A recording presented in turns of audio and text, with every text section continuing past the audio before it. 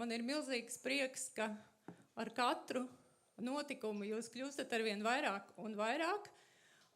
Šī ir otrā saruna izstādes publiskajā programmā, ko veidojam ar Ārsts Ilzes Aizsilnieces fonda atbalstu. Šo pasākumu ir atbalstījis arī Čiekuru fonds. Un tēma, manuprāt, ir ārkārtīgi nozīmīga par emociju saikni ar fizisko veselību. Jo, kā mēs labi zinām, emocijas nemājo tikai galvā, emocijas mājo ķermenī, un tās ietekmē ne tikai mūsu psiholoģisko labsajūtu, bet arī fizisko. Un šoreiz mums ir 2 brīnišķīgi sarunu partneri, psiholoģe, Latvijas Universitātes profesore Ieva Biter un bērnu psihiatrs, RSU docētājs Nikita Bezborodovs. Pirms es dodu vārdu viņiem, gribētu vēl piebilst, ka šī izstāde piedalās arī Jēla Universitātes pētījumā, kas ir vēl viens veids, kā mēs varam saprast vairāk par sevi, par savu prātu, arī par savu ķermeni. Tādēļ pēc sarunas beigām, ja jūs vēl būsiet spējīgi, protams, es jūs ļoti lūgtu noskanēt kodu, kas ir lapiņās, ko jūs varbūt paņēmāt iekšā nākot, vai arī atrodams pie kasēm, atrast savu mākslas darbu, kas jūs visvairāk uzrunā, un atbildēt uz dažiem Jēla Universitātes jautājumiem, kas patiesībā neaizņems vairāk kā 5 minūtes jūs dārgā laika. Bet tagad es dodu vārdu Ievai un Nikitam.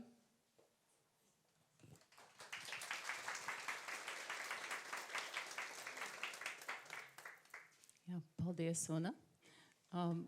Vai jūs mūs labi redzat un dzirdat, vai mums labāk ir stāvēt kājās? Jā, bija kas. Jūs labi dzirdat un redzat, vai mums vajag stāvēt kājās? Stāvēt kājās, okay. Mēs varam. Mēs varam, jā.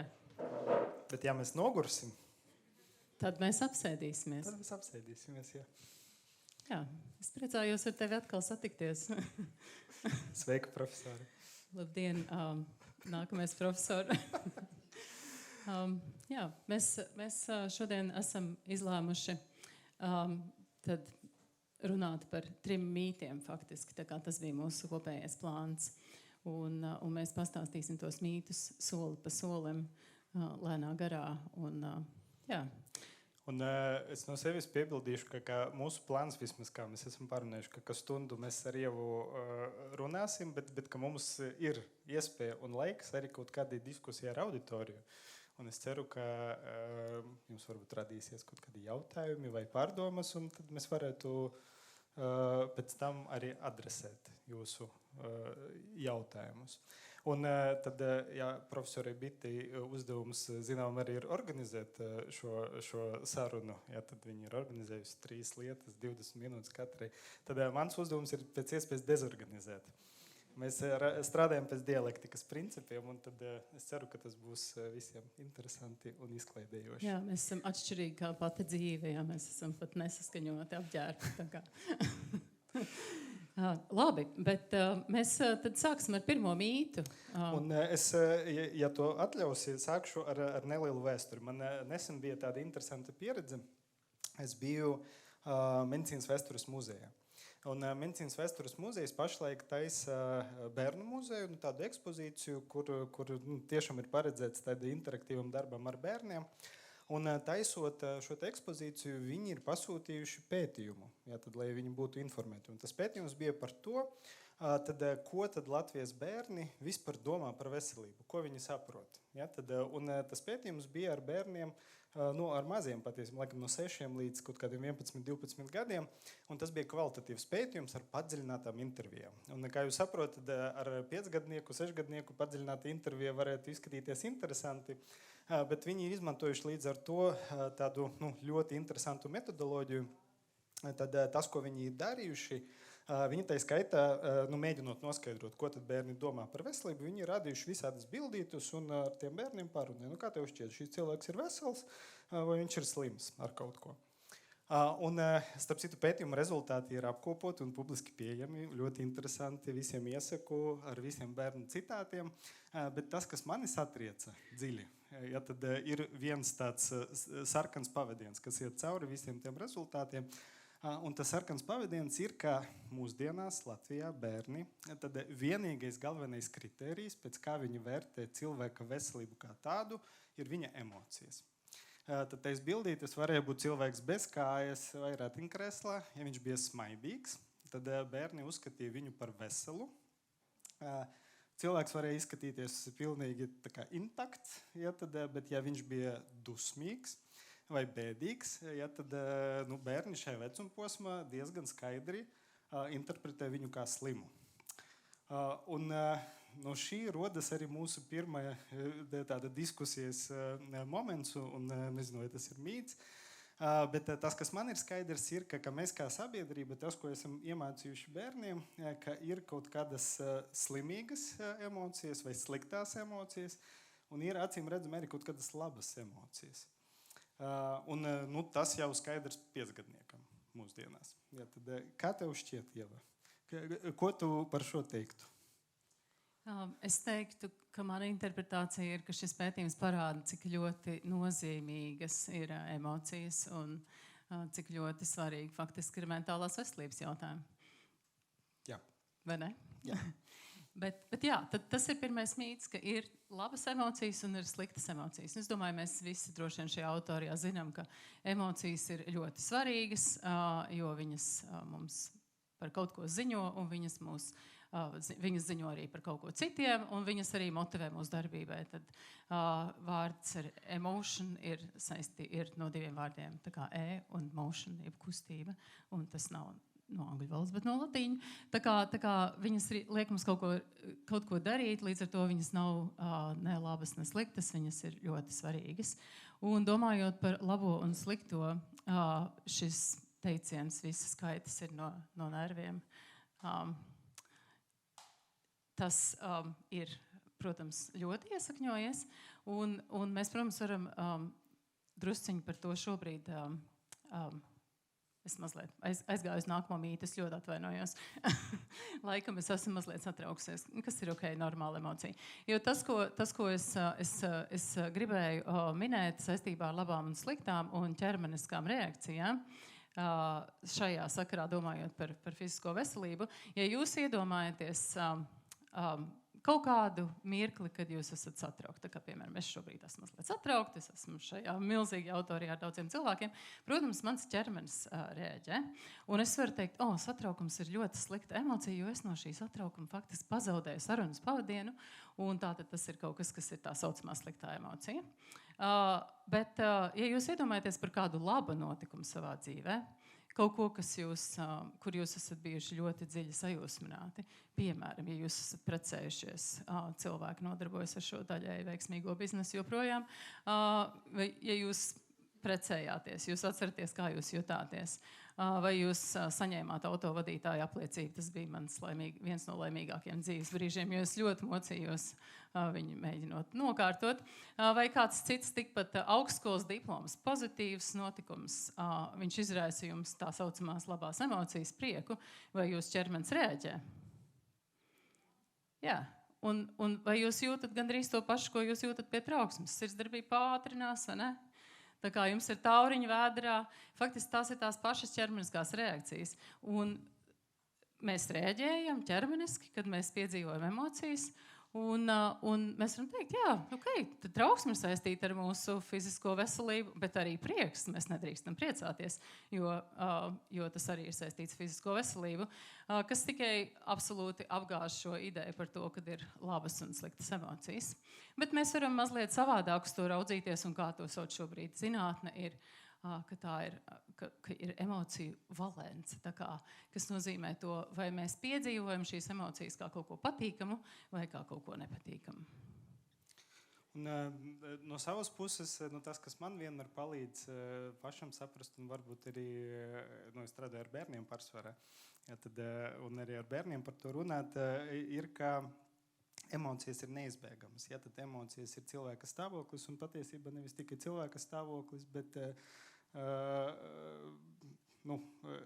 jebkura zīdītāja noteikti stāvoklis, bet principā, ja tad emocijas ir ļoti bāziskas, pamatīgas evolucionāras adaptācijas mehānismi. Ja tad emociju mērķis un kāpēc mēs jūtam emocijas, ir tiešā veidā saistīts ar izdzīvošanu. Un, parasti mēs mēdzam runāt par tādām pamatemocijām vai bāzes afektiem, un ir dažādas teorijas. Būtu interesanti ir no Ievas uzzināt, kuri tad viņa piekrīt, cik tad ir pamatemocijas. Jo var teikt, ka 5, var teikt, ka 7, ir dažādi veidi, kā to klasificēt, bet ir skaidrs, ka ir šī kaut kāds skaits ar pamat emocijām, kas ir bioloģiski ieliktas mūsu smadzeņu darbība. Un katrai no emocijām ir savs evolucionārs uzdevums. Un bez katras nav iespējama faktiski mūsu izdzīvošana. Un ja mēs ejam pēc Ekmana, tad pēc 5 pamatemocijām, tad dažas jau Ieva nosauca, piemēram, dusmas, vai bailes, vai riebums. Es piekrītu šai teorijai. Jā, tev patīk. Man vairāk patīk 5. Jaka Pankseps teorija, kur ir 7. Tev tā patīk. Okay. Jā, man tā patīk labāk. Man liekas, jo vienkāršāk, jo labāk. Bet nepārāk vienkārši. Bet tad interese, tad un prieks. Ja mēs padomājam, tad protams, ka daļai no šīm emocijām ir negatīvā valence. Piemēram, bailes. Bailes ir ļoti svarīgas. Ja tad bailes ir pamati izdzīvošanas mehānisms, tad mums ir jābaidās no kaut kā, kas apdraud. Ja tad baiļu nozīmē ir izvairīšanās. Ja tad, un, ikdienā mēs biežāk lietojam vārdu trauksme, bet runa iet par patiesību kaut ko ļoti līdzīgu. Ja tad, un tas, ko es ļoti bieži skaidroju pacientiem, ir, ka trauksme nav iespējama bez izvairīšanās. Ja nav izvairīšanās, tad tā īsti nav trauksme, jo galvenais trauksmes mērķis ir likt tev izvairīties no kaut kā, kas izraisa bailes. Ja tad, vai trauksmi. Un mēs zinām, ka tas ir ļoti saistīts ar limbisko sistēmu, ar mandeļveida kodolu, amigdalu, tad citām limbiskās sistēmas struktūrām. Mums ir jārēģē ar bailēm uz apdraudējumu. Ja mēs runājam par dusmām, tad ļoti līdzīgas struktūras ir iesaistītas, tikai tā ir tā aktīva šīs bēgšanas vai cīņas reakcijas daļa. Ja tad dusmas ir domātas, lai mēs varētu cīnīties ar to apdraudējumu, panākt kaut ko. Ja nebūtu dusmas, tad ļoti daudz kas manā dzīvē, piemēram, nebūtu sasniegts, jo dusmas liek mums rīkoties.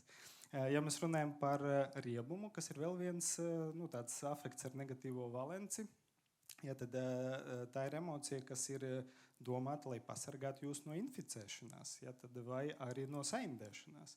Skatoties uz sapuvušu gaļas gabalu, jums ir jājūt riebums, jo tas nodrošina tas, ka jūs to varbūt nemēģināsiet ēst un varbūt izdzīvosiet. Tad ir vēl viena nosacīta tāda neitrāla emocija, kas ir interese.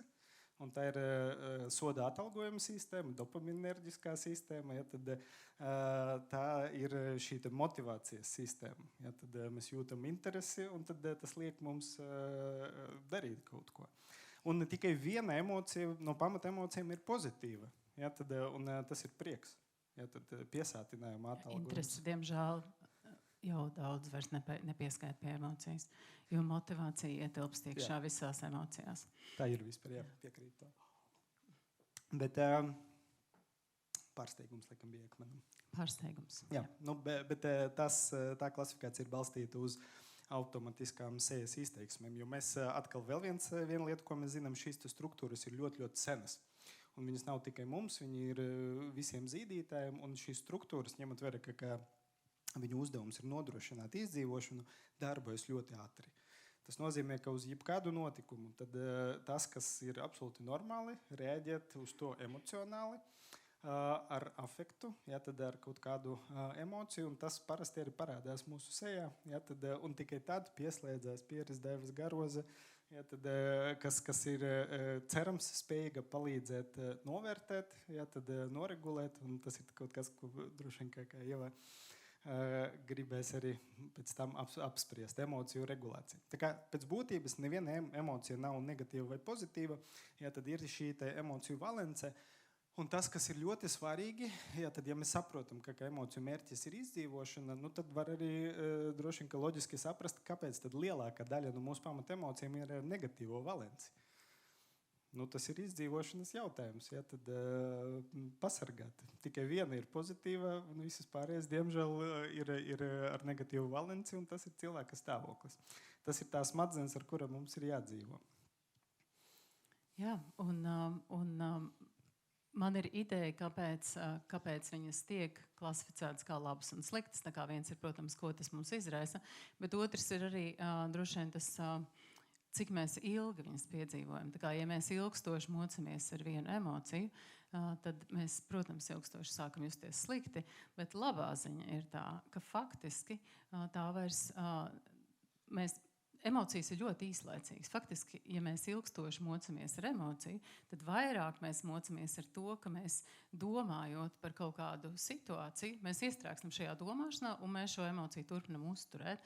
Un tādēļ iespējams mēs esam izdomājuši, ka emocijas ir sliktas, jo viņas vienkārši mēs ļoti ilgi viņās maļamies. Un tas kaut kādā mērā ir saistīts ar to Nikitas pieminēto priekšējo smadzeņu garozi. Tā kā, ja mums ir labākas spējas regulēt, un tas ir drusku saistīts ar to, kādas ir mūsu vadības funkcijas, kuras ir šajā priekšējā smadzeņu garozā, tad mēs arī varam ātrāk nonākt atpakaļ līdzsvarā. Bet, protams, tā kā ir cilvēki arī, kuriem ir drusku ātrāka reaģēšana, kas ir bioloģiski noteikti, un viņu atgriešanās līdzsvarā bioloģiski ir drusku lēnāk, un tad ir daži cilvēki. Tipiski mēs atgriežamies diezgan ātri pēc dažādiem emocionāliem pārdzīvojumiem atpakaļ līdzsvarā, jo emocijas pēc savas būtības fizioloģiski ir ļoti īslaicīgas. Bet vēl viena lieta, ko svarīgi piebilst, ir, ka jūs jau saprotat, ka mēs neesam smadzenes, kas vienkārši lido vakumā, ja, tad, un mūsu smadzenes nesastāv tikai no limbiskās sistēmas, šīs senas, primitīvas zīdītāju, ja, tad, smadzeņu daļas. Jebkura emocija nekad nav tikai emocija. Ja, tad jebkura emocija nāk līdz vēl vismaz 3 tādas sadaļas. Nu, viens ir tā emocionāla sadaļa, piemēram, mums ir bail, mums ir vai trauksme pašlaik. Ja vai sociāla trauksme, man arī sociāla trauksme, atkal absolūti normāls. Nevar būt. Absolūti normāls stāvoklis, ja, tad, bet nu, tā ir tā emocionāla sajūta. Tad vienmēr nāk klāt arī domas, šī kognitīva domāšanas komponente, ja, tad, un nu, es nezinu, kādi scenāriji tev pašlaik ir galvā, ja, tad katastrofiski, kas varētu notikt briesmīgs, ja, tad ar visiem šiem daudziem cilvēkiem skatoties, ja, tad viss kaut kas, es varu paklupt un nokrist, un jūs visi, nezinu, smiesieties, nu, apčurāties diez vai es varu, ja, tad, tādas domas man nav. Kādēļ ne, jo šī ir trauksmes fizioloģija. jā, bet ir kaut kādas domas, kas pastāv līdzi. Mums ir arī ķermenis. Ja, tad, līdz ar to mums ir ķermeniskas reakcijas. Ja, tad, nu, piemēram, kā jau pieminēju, man ir pašlaik pātrināta sirdsdarbība. Es domāju, ka mans Fitbits to reģistrē diezgan labi. Es varēšu redzēt pēc tam datos, ja, un visticamāk, ka manas sirdsdarbības ātrums pašlaik ir nu, tāda trenējošā slodzes zonā, ja, tad pie 120, 130 sitieniem minūtē, ja, tad man mainās nu, visādas fizioloģiskās reakcijas, svīšana, ja, tad, ja es tagad mēģinātu ļoti stabili turēt to glāzīti, ja, tad jūs redzētu to trīci, ja, tad mainās mūsu ķermenī. Tu domā, ka mēs redzētu trīci? Tā ir tā doma. Ja, tad, tā ir tā kognitīvā daļa. Ja, tad, jo emociju pamatmērķis ir sagatavot jūs šai izdzīvošanas reakcijai. Ja, tad, un baiļu pamata funkcija ir izvairīties. Ja, tad, man vajadzētu, nu, atkal, ja es paļaujos tikai uz šo emociju, man vajadzētu pašlaik ātri skriet prom. Ja, tad, no šejienes. Un mans organisms jau ir sagatavots. Ja? Tad man sirdsdarbība jau sirds pumpē asinis, muskuļi ir sagatavoti šeit reakcijai. Ja? Tad ir fizioloģiskas reakcijas, jo mēs esam iemiesoti cilvēki. Ja? Tad mēs dzīvojam ķermenī, un tad emocijām vienmēr ir šī fizioloģijas daļa, ja? Tad ķermeniskā daļa. Un tad, protams, ka mums ir uzvedība. Ja, tad, jo viss tas iepriekšējais ir domāts, lai vai ierosinātu kaut kādu veidu uzvedību, padarītu to iespējamu, vai tieši otrādi neiespējamu. Ja, tad emocijas nekad nav tikai emocijas.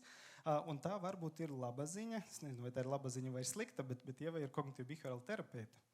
Ja, tad tas, ko KBT dara, es nezinu, cik jūs daudz un cik mēs vispār daudz esam spējīgi strādāt ar emocijām tieši, jo emocijas ir automātiskas, diezgan nekontrolējamas reakcijas. Ja, tad, bet pa laimi emocijas nekad nav tikai emocijas, un ar tām pārējām daļām mēs varam strādāt.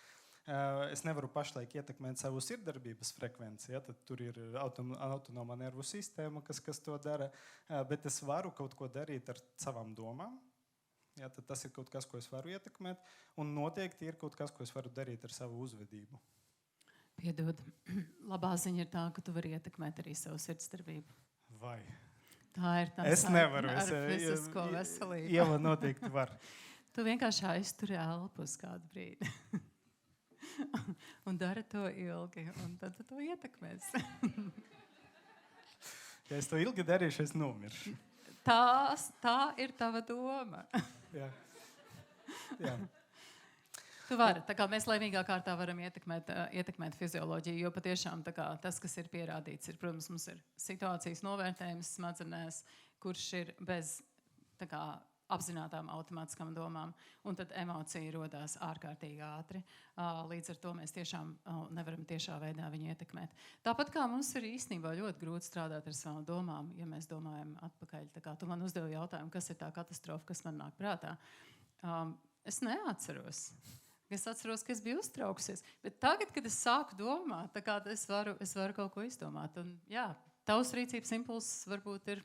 Jā, es domāju, uzvedība vai rīcības impulss, tas ir gandrīz tas pats. Tā kā mums ir rīcības impulss, mums ir motivācija kaut ko darīt, bet tas, ko mēs izdarām realitātē, tā redzamā uzvedība var būt ļoti atšķirīga. Mans varbūt ir baiļu reakcija, vēl viena ir sastingums. Mēs varam paralizēties. Un tad ir tas tukšs prāts, kur pēkšņi mēs visu pazaudējam, un tas diezgan klasiski tā notiek. Bet, ja mēs sakam tikko, ka emocijas vispār nav problemātiskas, ja Ieva kontrolē ļoti laiku, bet mēs virzamies uz nākamo. Tas bija mans uzdevums. Jā, tad ka emocijas ir normālas un visas emocijas ir labas, un ka ir labi just dusmas dažreiz, un ka ir labi just riebumu pret kaut ko. Ja, tad, kura brīdī tad emocijas kļūst problemātiskas, un kurā brīdī tad mēs runājam nevis par to tiešo sekundžu laikā vai milisekundžu to ķermenisko reakciju, kas ir daļa pašas emocijas, un kad mēs sākam runāt par to ietekmi uz fizisko veselību, jo, protams, ka atkal kaut kāda jau ietekme noteikti ir. Jā, absolūti. Un šis bija tas otrais mīts, kur es jau jums nosaucu. Ja visas slimības ir no nerviem. Mēs varam tādu vingrinājumu uztaisīt. Cik daudz klātsošu cilvēku piekrīt, ka visas slimības nāk no nerviem? 1, 2, 3... Jā, tikai sifilis no mīlestības. Jā, es zinu to turpinājumu, bet es tā pieklājīgi to noklusēju. Es jau vienreiz to noklusēju, bet man bija tēvs, kurš bija ķirurgs, kurš to iemācīja man. Tā esot. Bet mēs varam mazliet, kāpēc, protams, daudz nepacēla rokas, jo mēs jau pateicām, ka tas ir lielā mērā mīts. Bet, protams, šis ir tas lielais diskusijas jautājums, jo varbūt šis ir tas mirklis, kad mēs varam parādīt saikni ar ķermeni, kur ir ļoti daudz labas ziņas. Tā kā emociju saiknē ar ķermeni ir ļoti daudz labas ziņas, jo mēs piedzīvojam emocijas gan visā mūsu asinsritē un muskuļos un elpošanā un tā tālāk, un mūsu sejas izteiksmes mainās. Tas viss notiek ļoti automātiski un ļoti, ļoti ķermeniski. Un labā ziņa ir tā, ka mēs tiešām varam mainīt emocijas, mainot ķermeniskās reakcijas. Un šis būs viens mazs vingrinājums, man liekas, 23 vai 5 minūtes ir tieši precīzs laiks, kad to darīt. Mēs gribētu jūs lūgt mazliet pakustēties un piecelties kājās, jo kustības ir ļoti svarīgas. Mēs varam mainīt emocijas ar kustībām. Brīnišķīgi. Un jums ir paldies, ka jūs to darat. Tas ir fantastiski. Es sagaidīju, ka neviens to nedarīs. Un tas izgāzīsies. Tas var izgāzties šā vai tā. Un vienlaikus, ja jūs varat tagad pamēģināt nostāties pretī savam blakus sēdētājiem, tagad jau blakus stāvētājiem. Un mēs parādīsim, kā to darīt. Un jūs iztēlojaties, ka tas cilvēks ir jūsu sens draugs, jūs viņu drausmīgi sen neesat redzējuši, un jūs vienkārši sasveicinaties ārkārtīgi priecīgi, jo jūs esat ļoti priecīgi viņu satikt, ok? Tas būtu tāds. Oi, čau, jau. Jā, prieks tevi redzēt.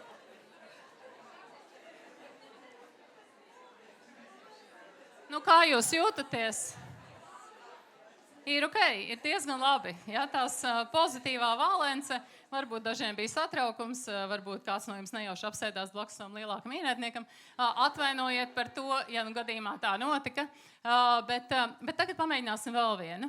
Izdariet šo pašu sasveicināšanu. Šis ir joprojām tas draugs, ko jūs sen esat satikuši. Izdariet šo pašu sasveicināšanās vingrinājumu, tikai jūs nekādā gadījumā nedrīkstat pacelt uz augšu uzacis. Okay? Pamēģiniet.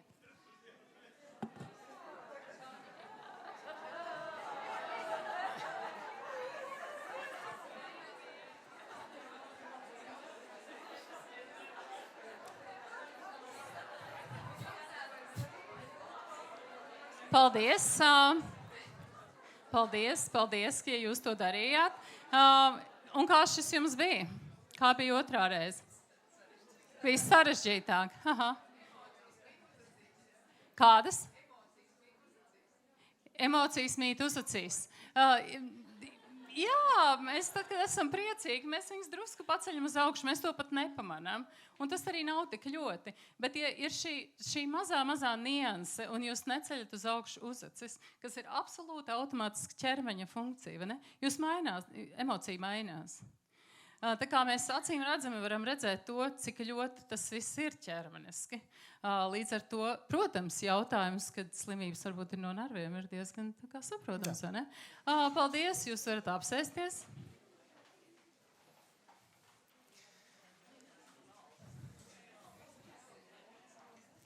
Un runājot par šo te jau Ievas pieminēto diezgan, man liekas, iesakņojušas tāda tautas valodā. Teicienu, ka visas slimības ir no nerviem, tikai viena ir no mīlestības. Tad, ja mēs to komentējam balstoties uz kaut kādu pierādījumu bāzi, tad, un te varbūt tas līdz galam nav pareizi, bet es varu atdalīt tādas divas lielas daļas. Un es esmu psihiatrs, un tas, ar ko es ikdienā strādāju, ir psihiskās slimības, psihiski traucējumi. Ja, tad, un, protams, ka ir situācijas, kad kaut kādus ieilgušus emocionālus stāvokļus mēs tā kā nosaucam ar medicīnisko diagnozi un sākam kaut kādā veidā mēģināt palīdzēt cilvēkam. Jo atkal atgriežoties pie pirmās idejas, šeit problēma nav ar emociju kā tādu. Problēma ir tad, kad mums dažādu iemeslu pēc pazūd šī fleksibilitāte, iespēja reaģēt ar dažādām emocijām, kad mēs iestrēgstam kaut kādā vienā afekta. Un, protams, ka dažreiz problēmas nāk no tā, ka mums ir grūtības regulēt emocijas. Jo tas ir tas, kas ir svarīgi. Svarīgi, ka mums ir daudz dažādas emocijas, ka viņas ir fleksiblas, tad, ka mēs varam izmantot un just šīs emocijas atbilstoši situācijai, bet atkal mēs dzīvojam sabiedrībā, un mūsu emocionālās reakcijas ir senas, viņas ir veidojušas, lai pasargātu mūs no tiem apdraudējumiem, ar kurām mēs saskarāmies dzīvojot Afrikas savannā, laikam tos daudzos simtus tūkstošu gadus. Ja, tad, un mūsdienu dzīve, protams, ka nedaudz atšķirās. Ja, tad, un apdraudējumu raksturs ir mainījies. Ja, tad, līdz ar to īpaši mūsdienās ļoti svarīga spēja ir spēja tās emocijas regulēt. Ja, tad, ne tikai just, ja, tad, bet arī kaut kādā veidā tikt galā. Un tad, psihiskās veselības jomā tā ļoti vienkāršoti es varu teikt, ka ir tādas divas lielas grūtību problēmu grupas, ja, tad, kas ir lielā mērā saistītas ar emocijām. Ja, tad, bet visbiežāk mēs runājam par šīm problēmām tad, kad tas iemesls ir distress. Ja, tad, kad mūsu stresa atbildes, mūsu emocionāla sistēma tiek aktivēta visu laiku, ilgstoši un bez tāda, atkal runājot īpaši par bērniem, bez protektīvo attiecību aizsega. Jā, tad tas ir tas brīdis, kad emocijas kļūst. Tie ir domāti protektīvās attiecības, ir domāti tie labie vecāki. Tie pietiekoši labie. Jā. Mēs jau esam vienojušies, ka ideālu vecāku nav, tāpat kā ideālu lektoru, bet mēs arī jau sen esam samierinājušies ar good enough. Un dažreiz arī gandrīz good enough arī ir good enough. Tad, ja mēs runājam par šo, tad tā pierādījuma bāze liecina par to, ka principā ar distresu tad mēs kā cilvēki visi mēdzam tikt galā divos veidos.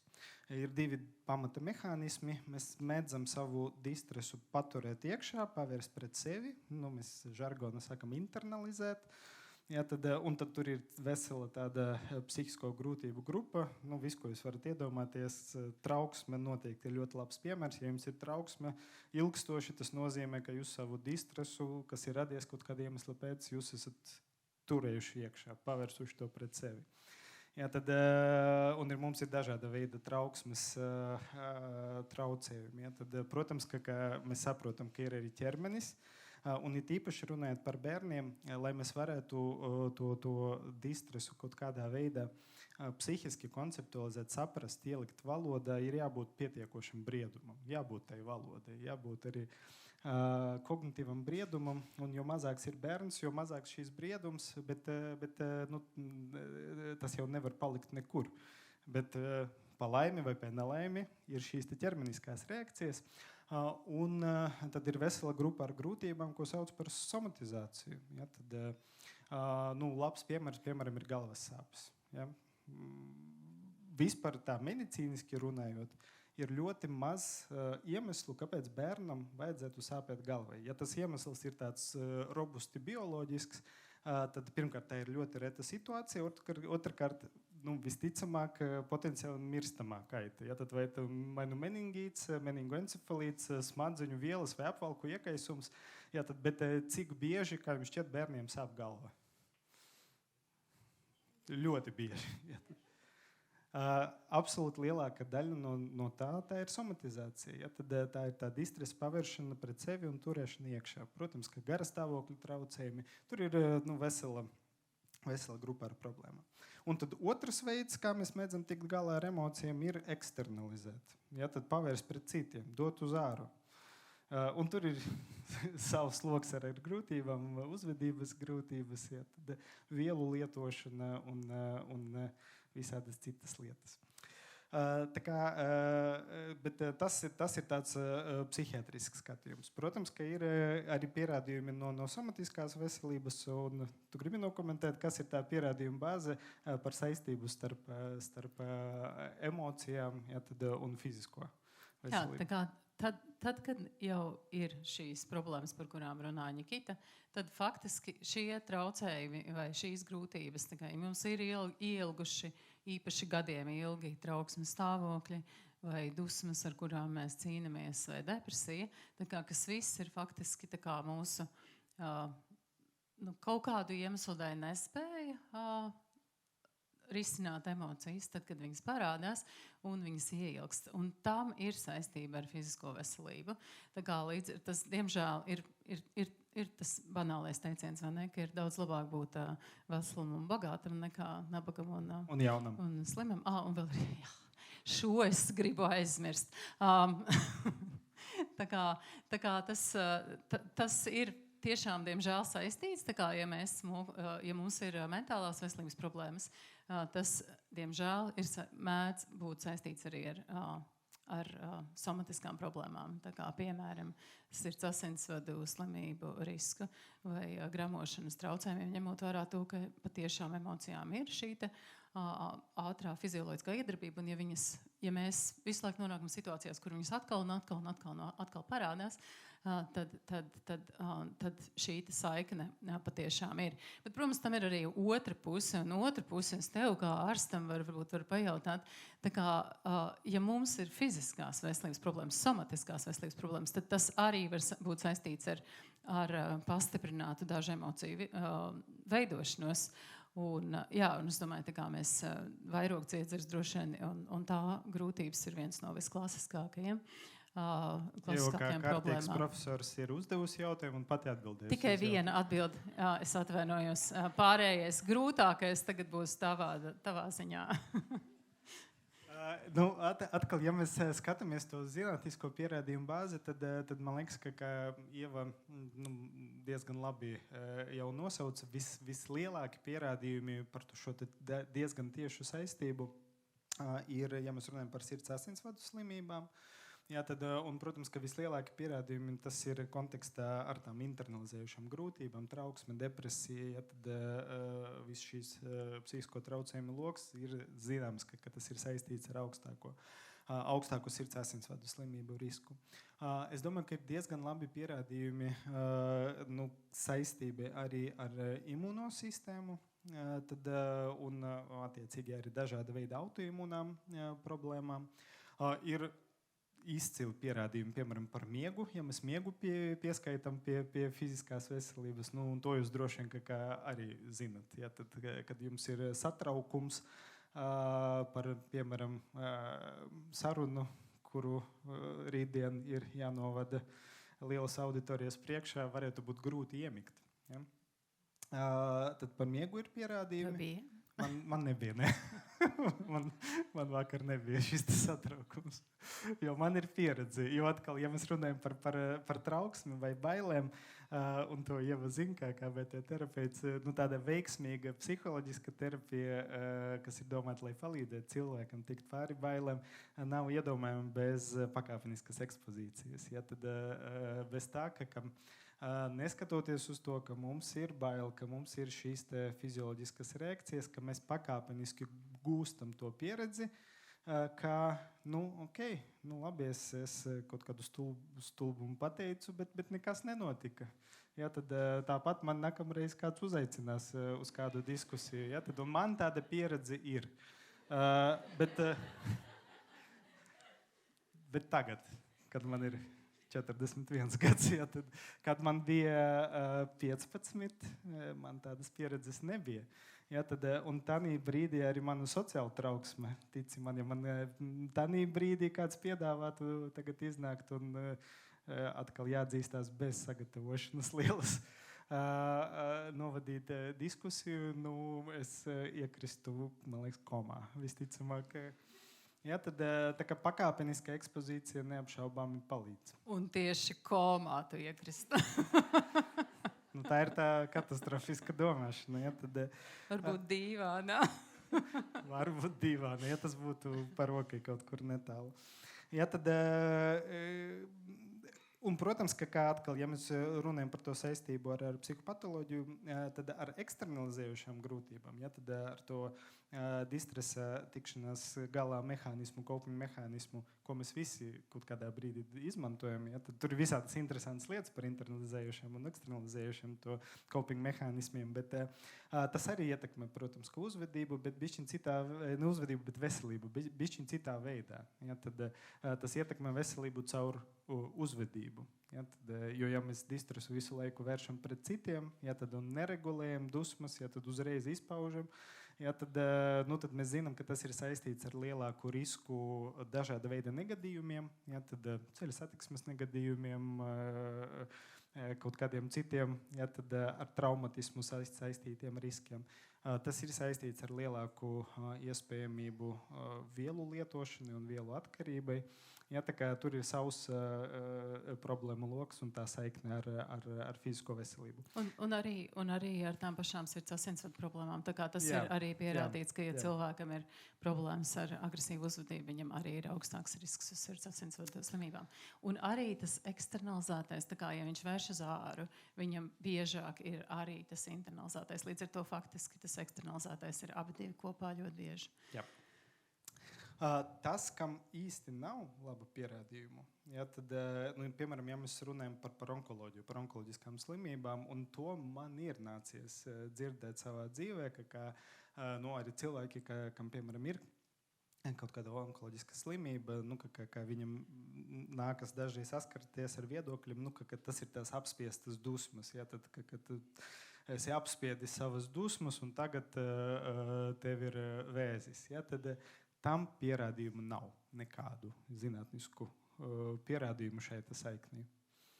Vismaz es neesmu atradis nevienu. Jā, katrā ziņā lielākais risks šajā gadījumā ir, ka cilvēki sevi vaino pie tā, ka viņi paši sev ir izraisījuši kaut kādas slimības. Un tieši tādēļ šie mīti, kā mīti, ir ļoti nozīmīgi. Tā kā, protams, ka tas, kā reaģē mūsu imūnā sistēma, var būt saistīts ar hronisku stresu, kādā mēs dzīvojam, vai arī ar emocijām, ar kurām mēs netiekam galā. Bet tā saikne noteikti nav tieša. Tā kā tas patiešām nav pierādīts. Es padzeros. Jā, tu padzeries. Tas ir ļoti labi. Tu parūpējies par sevi, kas ir tā kā numur 1. Un faktiski šis arī ir tas mirklis, kad mums ir jāpāriet pie mūsu 3. mīta. Un 3. mīts ir par emociju regulāciju. Tā kā mēs gribam jums iedot kaut ko jūs varat paņemt līdzi no šī. Ko ar to visu darīt? Ko ar to visu darīt? Mēs nezinām. Es nesen dzirdēju vienā brīnišķīgā lekcijā, ka zinātnē ir tikai 2 stadijas un 3. nav. Tā kā vai mēs neko nezinām un domājam, ka mēs zinām, vai mēs neko nezinām un saprotam, ka neko nezinām viss. Tā kā faktiski atbildes jums, protams, nebūs. Un jūs varat droši dusmoties, un tas būs absolūti pamatoti. Bet tātad 3. mīts ir par to, ka emociju regulācija automātiski nozīmē emociju likvidāciju. Ja mēs nejūtam, tad viss ir labi un mēs neslimojam. Jā, tas ir tas, par ko mēs gribam runāt tālāk. Tas ir no tevis, es pilnīgi piekrītu. Es tikai varu pateikt, ka cilvēkiem tāda doma ir, un es domāju, ka tas nav kaut kāda atsevišķa cilvēku doma, tas ir kaut kas ir iesakņojies pašlaik mūsu diezgan globalizētā kultūrā. Ja, un tas ir arī viens no iemesliem, kāpēc tas pētījuma rezultāts ir tāds, no kur es sāku, ja, tad, bērna ieskati par veselību. Jo izskatās, ka tas, kas ir pašlaik mūsu kultūrā, ir principā, ja ir šīs sliktās emocijas, tad vajadzētu tās emocijas likvidēt, ka viņam nevajadzētu būt. Ja, tad mēs neslimosim. Jā, un tad mēs neslimosim. Un tam ir diezgan tiešas sekas. Ja, tad, strādājot kā bērnu psihiatrs, tas, ko mēs skaidri redzam, ka, piemēram, depresijas trauksmes izplatība briesmīgi strauji palielinās īpaši jauno cilvēku vidū. Ja, tad, un vēl interesantāk, piemēram, ja es paņemu kaut kādu instrumentu, skrīningu instrumentu, ko mēs izmantojam, lai pārbaudītu, piemēram, depresijas risku. Varbūt kāds ir skaties, ir pat mājaslapa depresija LV, un tu tur var ieiet un tur saklikšķināt. Ja, tad atbildes uz 9 jautājumiem, tas ir 5Q9. Ja, tad... Jūs nedabūsiet mazāk par vidēji smagu depresiju. Es varu jums to apsolīt. Un šīs instruments ir standartizēts. Dažus gadus gadus atpakaļ pieaugušo populāciju, ja, tad, un kā tas augsts risks vidēji smaga depresija, tur bija aprēķināts, cik procentiem, man liekas, kaut kādiem 8% būtu jābūt šai zonā. Dotajā brīdī, ja, tad, ja pie manis atnāk jebkurš pusaudzis, neatkarīgi no tā, ar kādām vispār grūtībām vai ar kādām sūdzībām, viņš pie manis atnāk, un es viņam iedotu to PHQ-9, tur tiešām būtu vismaz vidēji smaga depresija. Jā, es domāju, jebkuram cilvēkam Latvijā mēs nejūtamies droši, mēs esam dažreiz nomākti. Un mums mēs nevaram aizmirst, nedrīkstam aizmirst, kura zāļu farmācijas kompānija izveidoja šo instrumentu. Finansēja viņu. Bet vai man vajadzētu diagnosticēt visiem jauniešiem? Jā, vai ne? Kas atzīmē tās atbildes uz jautājumiem vidēji smagu depresiju? Protams, ka nē, bet tas parāda vienkārši to, ka kopumā mēs kā sabiedrība ir tāds pieprasījums pēc medikalizācijas, ja, tad arī pieprasījums pēc medicīniskiem risinājumiem. Un problēma ir tāda, ka, piemēram, jūs zinat, mums ir tādi antidepresanti zāles, ko mēs izmantojam.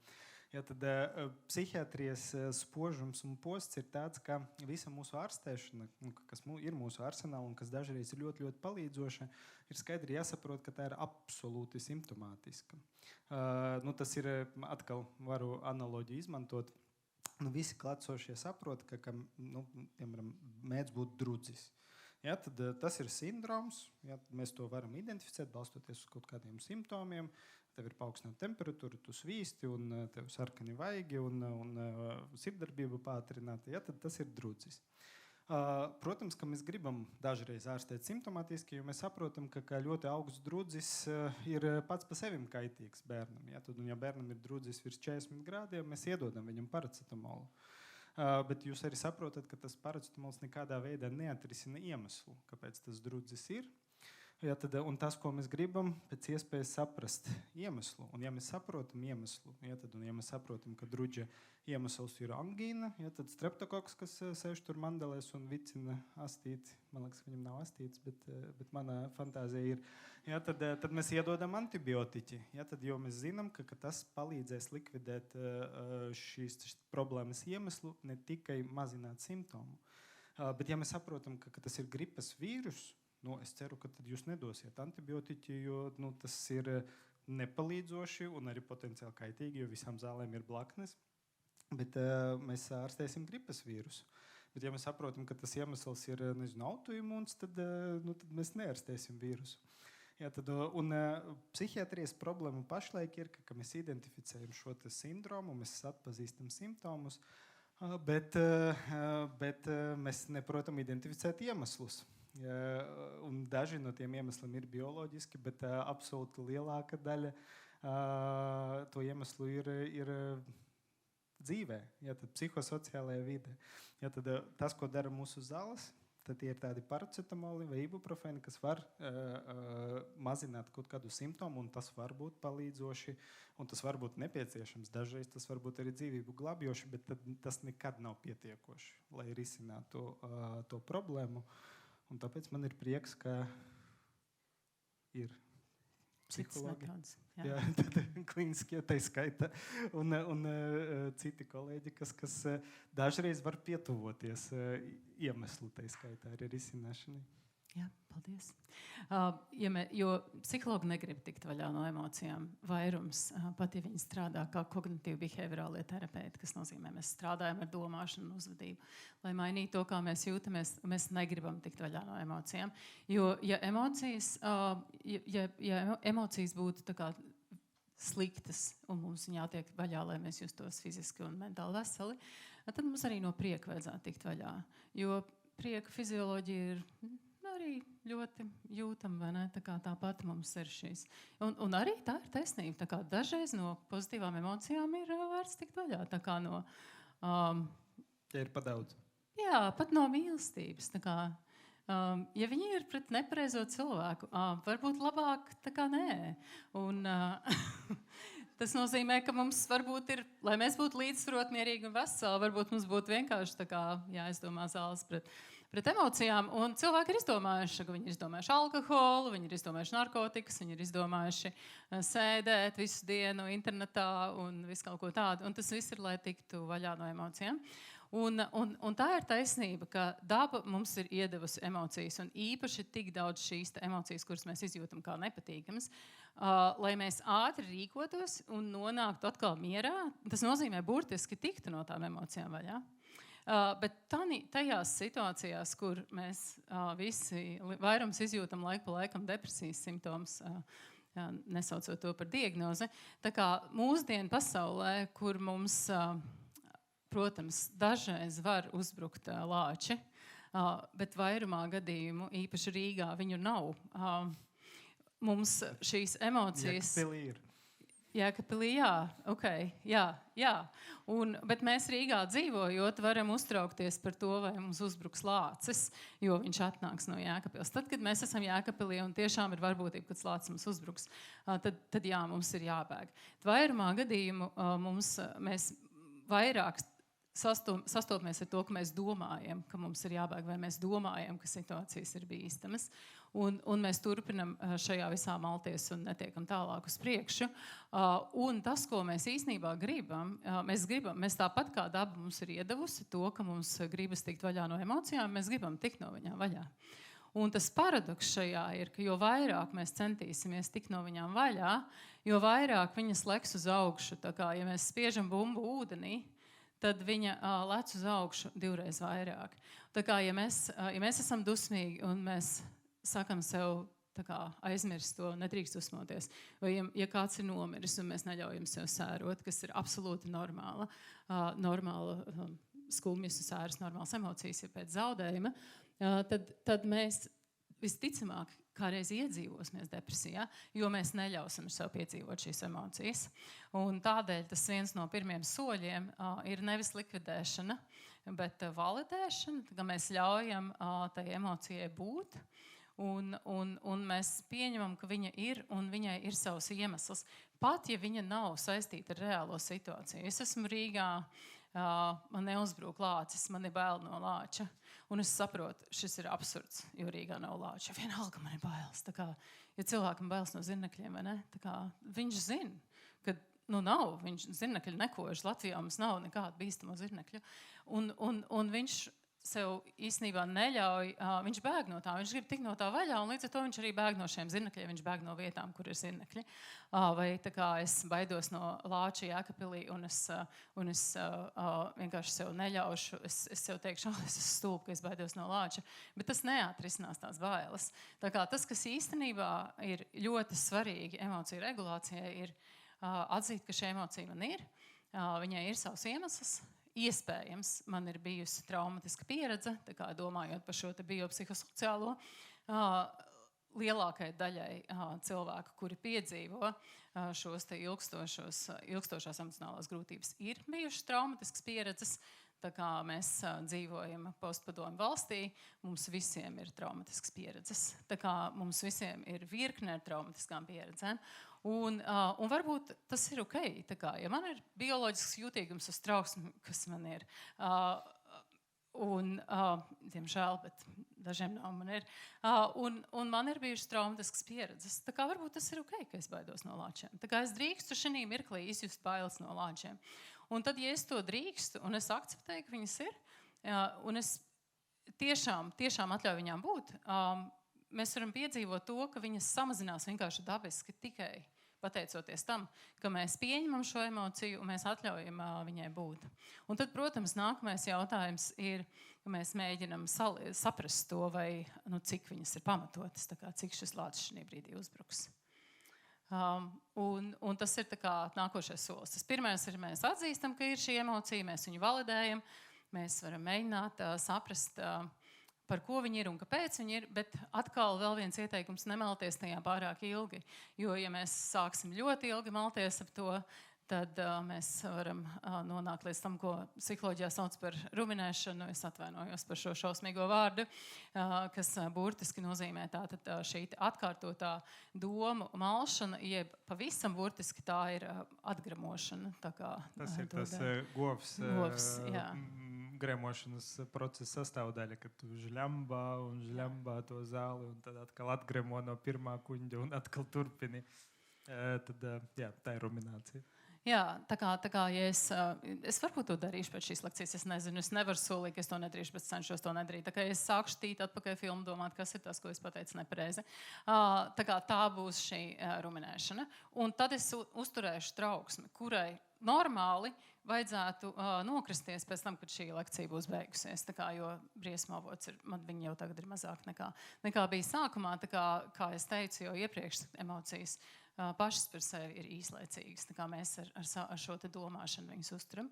Bet tas, kas būtu racionāli, ir izvērtēt, cik viņas ir atbilstošas pašreizējai realitātei un faktiem. Un varbūt, tā kā, ja viņas ir daļēji atbilstošas, tad tas, ko mēs varam izvērtēt, cik viņu intensitāte ir atbilstoša. Tā kā, ja man ir bailes no lāča, tā kā, uz cik man viņas ir. Ja man ir uz 2, jo varbūt tas ir pamatot. Latvijā tiešām ir arvien vairāk lāču. Ir ok, tā kā man viņas ir uz 2. Tā kā varbūt man nekas nav daudz ar to jādara. Un nav neviens ziņās rakstījis neko par Rīgu. Tātad es varu mierīgi staigāt par Rīgas ielām. Bet ja man viņas ir uz 8, tad iespējams viņas ir intensīvāks nekā tā situācija šobrīd pieprasa, nekā tas ir nepieciešams. Un tad mums ir visādas metodes, ko mēs varam darīt, ja tās emocijas ir pārāk intensīvas. Un viena no tām ir mainīt ķermeņa pozu un sejas izteiksmi. Ļoti vienkārši. Un tieši tik vienkārši mēs arī varam to darīt. Tā kā, ja jūs tagad padomājat par kādu cilvēku, uz ko jūs ļoti dusmojaties, jūs varat aizvērt acis vai nevērciet vienalga. Vienkārši atcerieties kādu cilvēku, par kuru jūs gribat teikt pats. Tik riebīgs cilvēks. Ir tāda, ir taču, ne? Viņš izturējās tik nejauki pret mani, kā viņš tā varēja. Ir? Pamanījāt? Ok. Un turpiniet domāt par šo cilvēku un to, ko viņš jums izdarīja. Bet ja jūs varat pārlikt, tā kā, varbūt tagad apsēdieties, ka nekas nav sakrustots kājas un rokas, un vienkārši nolieciet rokas ar plaukstām uz augšu, tajā, nolieciet rokas ar plaukstām uz augšu un pavisam nedaudz paceliet uz augšu lūpu kaktiņus. Tā, ka citi to neredz, tikai jūs zināt, ka jūs esat pacēluši. Tas saucās pussmēdz. Un mēģiniet dusmoties uz šo cilvēku. Kā jums ir? Man sanāk. Tev sanāk? Ok. Bet kā stāv tavas rokas, Nikita? Šo es esmu iemācījies smaidīt un domāt, ka...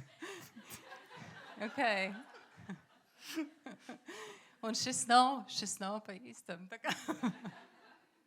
Ja tas, kas tev būtu jādara, ir jāatslābina sejas muskuļi un patiešām jāapmēģina tas darīt ar atvērtām plokstām.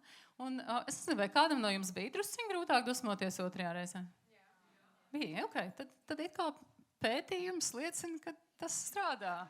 Tā kā ķermeņa tehnikas ir ļoti efektīvas, lai mēs regulētu emocijas, tad, kad mēs saprotam, ka viņas neatbilst faktiem, vai arī mēs saprotam, ka pilnīgi, absolūti nebūs efektīvi turpināt malties dusmās pret šo cilvēku, vai, tā kā, es domāju, jebkurš cits stāvoklis, kur mēs piedzīvojam, tā kā, ka tas vienkārši nebūs efektīvs.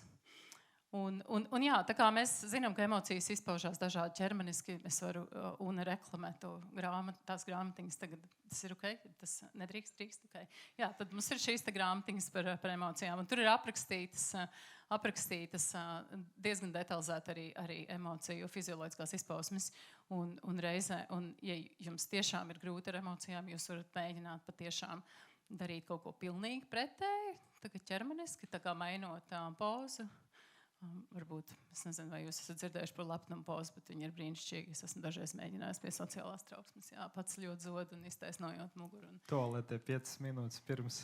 Nevajag 5, tas ir pa daudz, tā kā nevajag mocīt sevi. Jā. Cik vajag? 30 sekundes. Okay. Tas tev apmierina?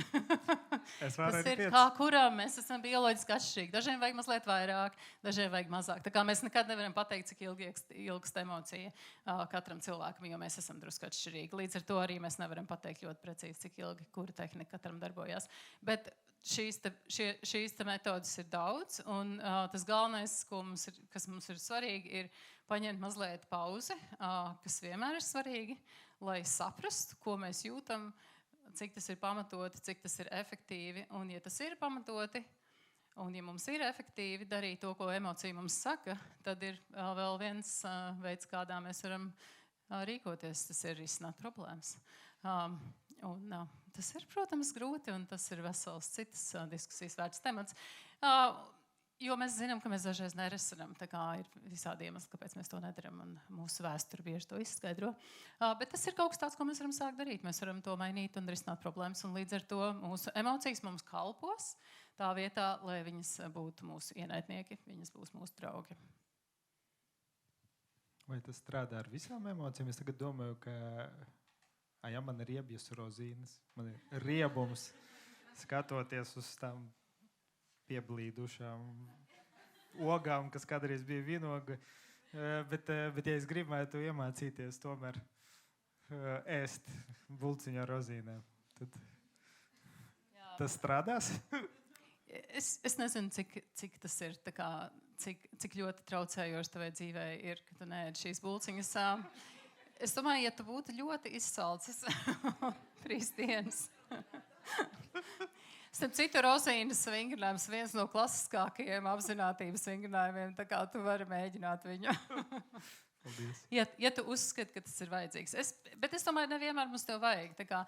Es tiešām negribu lekt ar izplatni. Man ir ļoti bail salauzt kājas. Es domāju, es salaustu. Kāpēc man vajadzētu to darīt? Varbūt nē. Fair enough. Jā. Un vēl kāds man jautājums ir... protams, ka mēs varam strādāt ar to domāšanu un arī ar uzvedību un arī ar ķermeniskām reakcijām brīdī, kad mēs varam noķert to emociju. Bet tas, ko es par sevi, piemēram, zinu, ka man emocijas ir intensīvas un es mēdzu ļoti veiksmīgi somatizēt. Ka tā emocija ir tik ļoti neizturama, tās dusmas, tad vai bailes, kas atkal manā gadījumā ir gandrīz vienmēr kopā. Tad tikai vienkārši bailes ir pavisam neizturami just, vieglāk just dusmas, bet dusmas ir sociāli neakceptējami just. Un izpaust, piemēram, ministrijas sapulcē. Tad, klasiskais vīriešu emociju aizberga modelis. Redzamos ir tikai 2 emocijas, prieks un dusmas. Es atvainojos, Nikita. Atbilde uz šo ir apzinātība. Tā kā trenē apzinātību. Un trenē apzinātību par saviem mentāliem stāvokļiem. Bet man jau sāp galva. Es jau izēju no tās ministrijas sapulces, un man jau ir galvas sāpes, kas izplatās no pakaušai uz priekšu. Un es esmu veiksmīgi somatizējis, palaidis to visu caur ķermeni, un tad tās domas tur grūti viņu noķert. Tad tu saki apzinātību. Jā. Es domāju, apzinātība. Zin kā, mums ir, tas ir tas, ka mēs mācamies pamanīt to, kas notiek apkārtējā pasaulē un to, kas notiek mūsos pašos. Un tā nav atslēga tā kā pilnīgi visam. Tā nav panacēja, kas izārstēs visu. Bet tas patiešām palīdz mums saprast labāk, kā mēs jūtamies.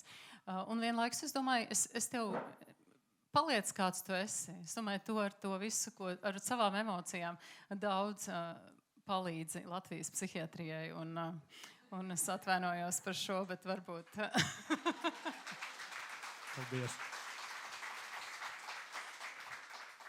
Jā, tā kā ar šo mēs arī... Es kontrolēju laiku. Mēs esam 2 minūtes jau pāri. Tā kā mēs kaut ko pateicām, kaut ko nepateicām, bet jūs varat mums jautāt. Mēs esam gatavi diskusiju. Mums jau ir roka, un kā mēs to darīsim... Mēģināsim ar mikrofonu. Ja? Es uzreiz turpinot to, ko tikko teicāt par ministrijas sēdi. Kā tas ir tādā situācijā? Es līdzīgi vienkārši jutusies, manuprāt. Nešaubos. Es nezinu, vai ir kāds cilvēks, kas tā tur nejūtas. Un tad es domāju par cilvēku, kas strādā ministrijā. Kas tā pa dzīvi? Tāda, es apzinos to, ka es to nevaru atrisināt, tad pašā laikā man tas ir jārisina. Un es neredzu risinājumus. Un ko ar to darīt? Kā regulēt emocijas, un jautājums arī to, ka es apzinos, ka, labi, es šodien nomierinos un ar sevi tieku galā, mājās visi laimīgi, bet es arī tieši atkal, un es sastapšos ar to, kur, es jūtos tik bezspēcīgi, un tad pašā laikā man ir jāatrod it kā risinājums. Ko darīt? Jūs strādājat ministrijā? Sistēmā, jā. Ar lielo S burtu. Vai es varu lūgt tagad šo neierakstīt? Ejiet prom. Kurš tad strādās jau? Vai arī viens no kognitīvu behaviorālās terapijas trešā viļņa terapijas veidiem ir saucās dialektis behaviorālā terapija. Un tur ir attīstīts tāds termins, kas saucās radikālā pieņemšana. Ja mēs nevaram kaut ko mainīt, tad mēs strādājam pie tā, lai to pieņemtu. Un nevis vienkārši pieņemt, bet pieņemtu radikāli. Bet es nezinu, vai to vajag. Jā. Jā. Jā. Jā. Jā, varbūt jūs varat veltīt katru dienu 5 minūtes tam, ka jūs ļaujat sev dusmoties. Jūs varat to darīt arī 3 reizes dienā, bet nedariet to ilgāk par 5 minūtēm, maksimums 6, jo tad tā būs ruminēšana. Es nezinu.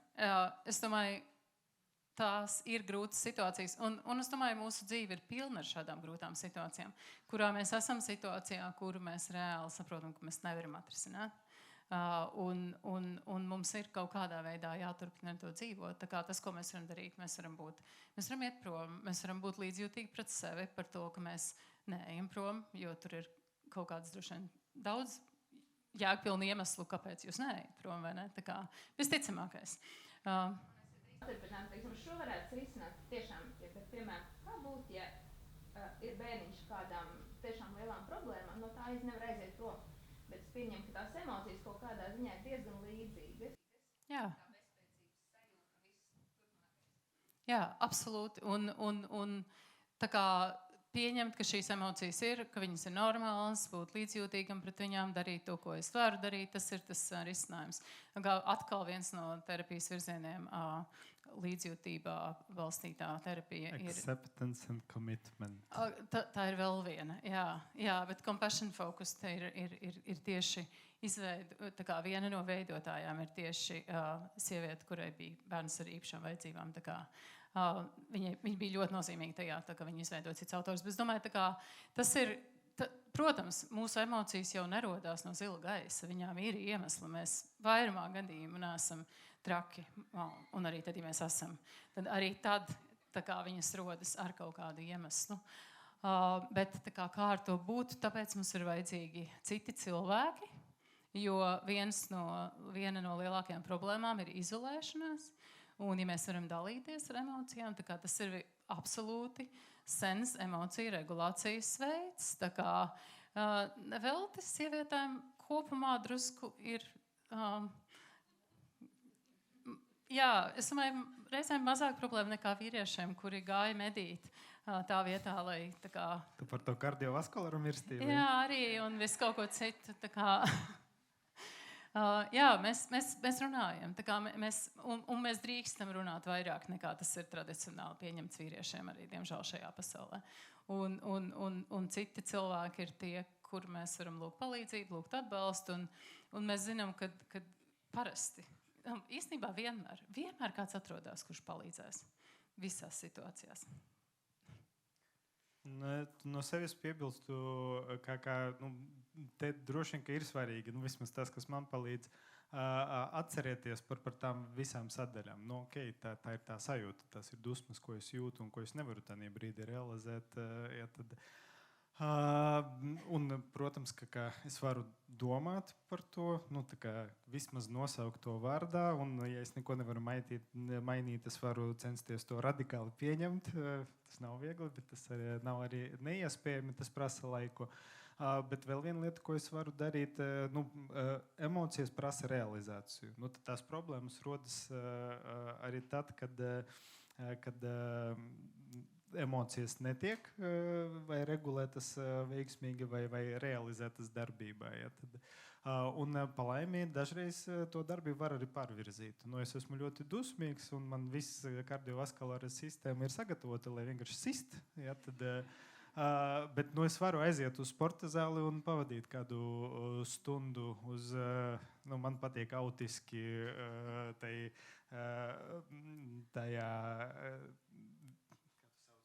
airēšanas trenažieri, tā ne ar vienu nerunājot un šitādi izlikt darbībā. Ja, tad, jo vismaz tā fizioloģiskā komponente šādā veidā nepaliek tukša, viņa tiek realizēta kaut kāda fiziskā darbībā. Mēs zinām, ka pat situācijas, kad tu savā dzīvē neko īsti nevari mainīt, bet ja tev izdodas kaut bišķi mainīt režīmu, ja, tad, un ieviest to regulāru fizisko slodzi un sakārtot miegu, tad tam ir diezgan nozīmīgi efekti. Ja, tad, ja mēs runājam, piemēram, pat par kaut kādu traumas ārstēšanu, ja, tad tur būs trauma fokusētas visādas terapijas, NMDR un tā tālāk, un miega sakārtošana vienkārši, ja, tad ir ar diezgan salīdzināmiem efektiem. Ja, tad, tā kā mēs varam kaut ko darīt ar savu ķermeni, ja, tad, palaimi, tas ir tas, kas mums pieder, ja, tad lielai daļai, Pārsvarā, kad ir jā. kontroli, ja, tad par savu ķermeni, un kad nav kontrols arī par ķermeni, tas paliek grūti.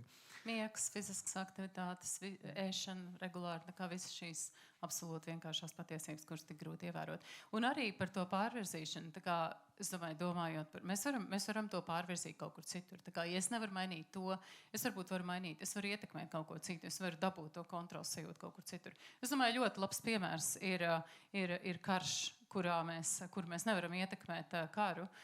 Mēs varam palīdzēt cilvēkiem Ukrainā, ziedojot naudu, ziedojot drēbes, un mēs vienalga dabūnam drusciņu sajūtu, ka mēs varam kaut ko ietekmēt. Tā kā kaut kas no tā.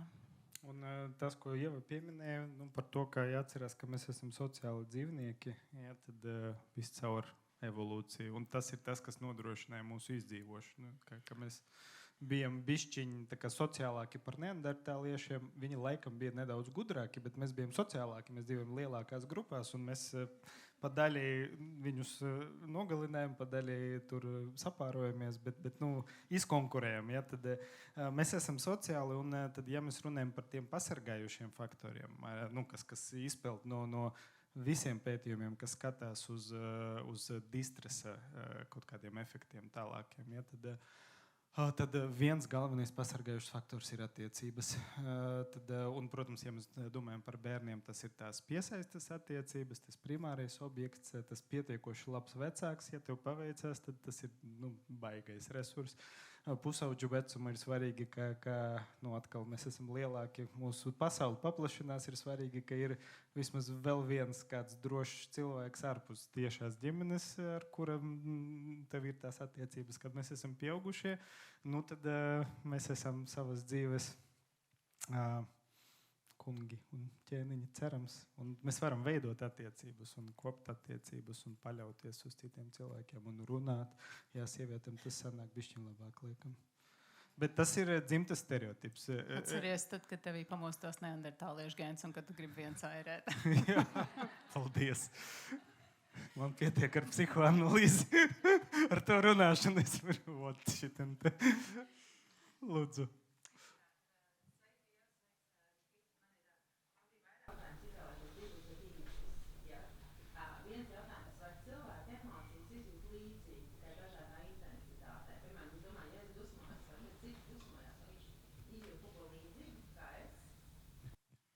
Man viena skolotāja uz šo uzdeva jautājumu, vai jums ir naba?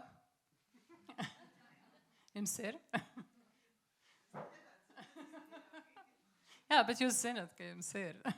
Jā, es domāju, mēs piedzīvojam emocijas diezgan universāli līdzīgi. Tā kā tas, kas atšķirās, protams, ir tas, cik ātri mēs reaģējam, cik ātri viņas rodās un cik viņas ir intensīvas un cik ātri mēs atgriežamies atpakaļ miera stāvoklī.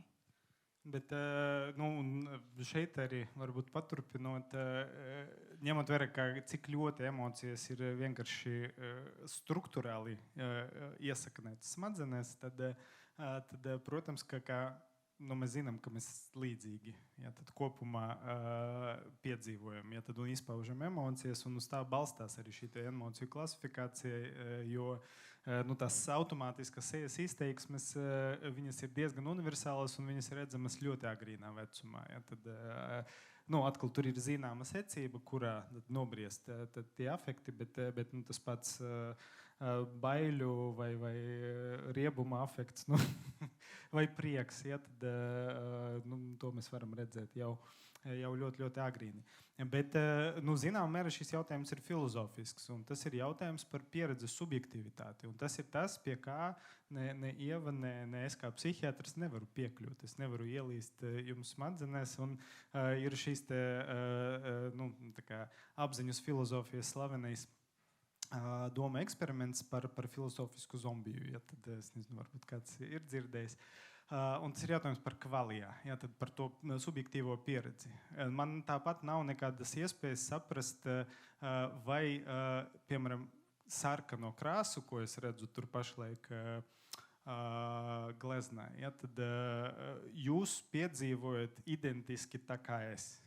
Jā, tad zinu, ka jums ir līdzīgas acis ar līdzīgām tur struktūrām, ja, bet kāda ir tā subjektīva pieredze, tas ir kaut kas, kas pašlaik nepadodas ne kontroli, ne mērīšana. Ja, tad kaut kādā tādā filozofiskajā līmenī tad atbilde ir, ka mēs nezinām.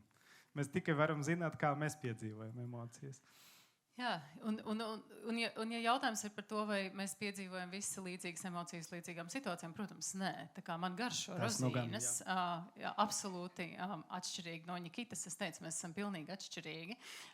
Un līdz ar to mēs, protams, tas, kas mūs izraisa emocijas, var būt universāli, bet varbūt arī ļoti individuāli atkarībā no mūsu pieredzes, fizioloģijas un tā tālāk. Bet jā, varbūt tas ir kā pirksta nospiedums. Mums visiem viņš ir. Un viņš pēc būtības, mēs zinām, ka tas ir pirksts nospiedums, bet viņš ir katram unikāls. Tā kā mūsu pieredzes. Tas ir saistīts ar to eksperimentu, ka tie kādi asa nedrīkst var pacelt ūdens. Kā ir botoks? Tas ir Ievai jautājums.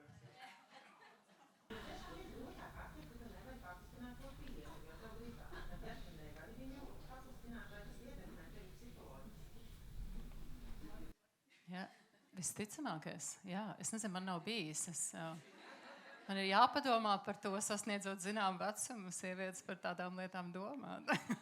es nezinu, bet jā, es domāju, man liekas, tas droši vien ietekmē. Jā, lūdzu. Pirmais man ir jautājums, es visu laiku domāju, nepārtraukti stresi, nepārtraukti depresija, visu laiku šie uztraukums spriedzi. Kāpēc tik maz un kāpēc psihoterapeiti, psihologi nerunā vairāk par pauzi, par klusumu, par meditāciju? Tas ir viens jautājums. Otrs jautājums. Es strādāju ar bērniem, kuriem ir attīstības traucējumi. Un man ienāca prātā, vai ir kaut kur kaut kāds statistikas kopsavilkums, cik trūkst Latvijā, teiksim, cik būtu vajadzīgi psihologi, cik būtu vajadzīgi psihoterapeiti. Un pēdējais nedaudz ar tādu humoru vakar es biju pie notāra, un viņš teica, es redzu, ka jums ir rīcības spēja. Es saku, kā jūs zināt, ka man rīcības spēja? To es spriežu pēc viss jūs kopējais viste. Un tad man ir jautājums, vai pienāks vienreiz tādi laiki, kad būs pārbaudīt rīcības spēja tiem cilvēkiem, kas pieņem lēmumus. Tas sarežģīja vēl ir tāds lemtspējas konstrukcija, ne tikai rīcības spējas, arī to būtu vērtīgi novērtēt. Bet varbūt no savas puses norēģējot. Man liekas, tas bija tā kā es citēšu tevi, tā kā tie ir tādi profesori cienīgi jautājumi, jo viņi ietver arī atbildes. Es domāju, tas ir tas, mēs gribam runāt par klusumu, prieku, pauzēm, psihoterapijā un dzīvē. Nē, tas ir tas, man liekas, ko Ieva bišķiņ pieminēja, un runājot par to apzinātības praksi, kur arī tā pierādījuma bāze zināmas jomas ir pietiekoši laba. Tas nav risinājums visam, bet tas ir kaut kas, kas ir droši vien ļoti veselīga daļa no mūsu dzīves vispār un rutīnas, apstāties kaut kādu momentu un vienkārši pasēdēt mierā, varbūt paklausīties sevi, varbūt neklausīties sevi, bet paklausīties putnus, kas skaņās, jā, tad vai sajust taktīlās sajūtas, jā, tad, protams, kā Tas neatrisina visu, bet ar dažām lietām var palīdzēt. Bet uz to otru... Es atvainojos, es pārtraucu, ir tik daudz pētījumu par apzinātības pozitīvo ietekmi, ka to vairs nepēta. Tas tiešām ir pierādīts, ka tas samazina trauksmi, depresiju un dusmu izpausmes un tā tālāk. Bet par to otru jautājumu, es, protams, neatbildēšu, jo tas ir retorisks. Bet tas, kas mani, es nezinu, satrauc, bet es vienkārši vēroju, ja mēs skatāmies uz tām sociālām tendencēm, tad man vismaz ir tāda sajūta, ka tas, kas notiek 20. gadsimtā kopumā līdz ar tehnoloģiju attīstību, ir, ka mums ir arvien lielāks pieprasījums pēc tā, ko sauc angliski commoditification, bet latviski es nevaru iztulkot. Bet es piemēru varu.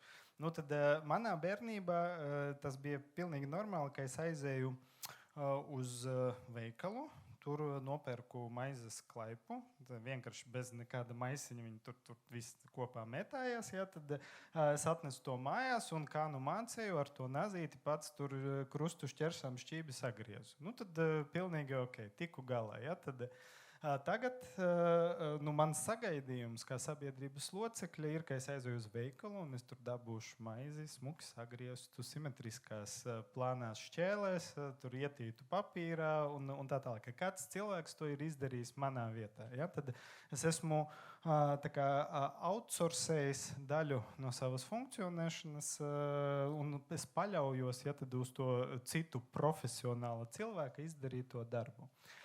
Man ir sajūta, ka tas virziens, kur mēs atkal, es nevaru teikt, tas ir labi vai slikti, tā vienkārši ir, kur mēs virzamies attiecību kontekstā, un mēs runājam par to, ka attiecības ir svarīgas. Tad mēs esam sociāli dzīvnieki, tad mēs virzamies līdzīgā veidā. Ar kaut kādām lietām, ar ko iepriekš es būtu ticis galā ar ģimenes atbalstu, ar draugu atbalstu, ar to savu plašāku sociālo loku, tad mūsdienās mēs esam izolētākie, tad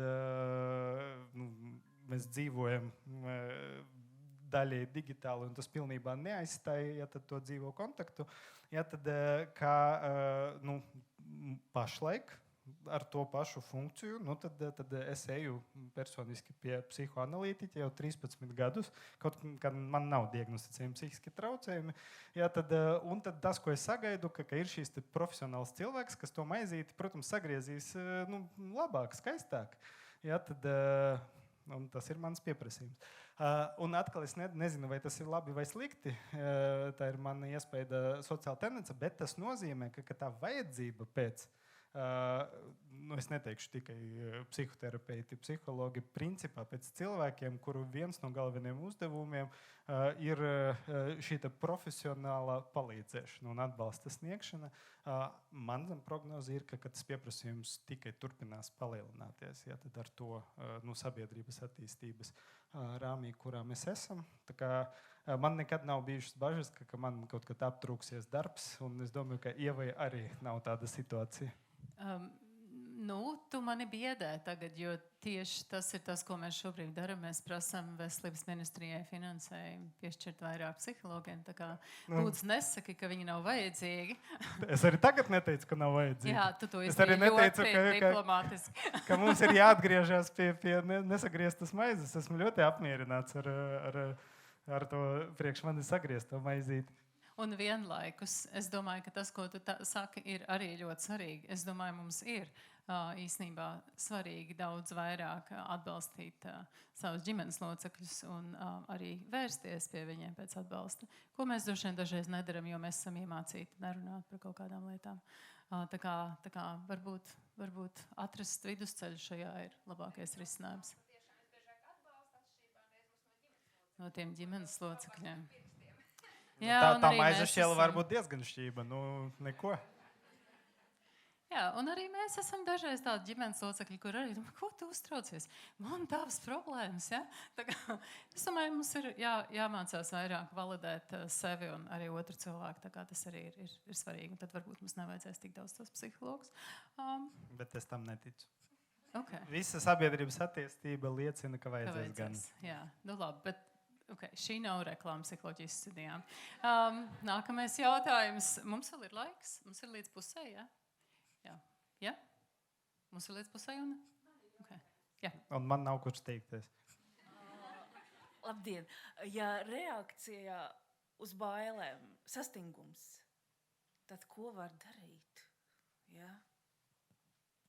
Easy peasy, lemon squeezy. Kustēties.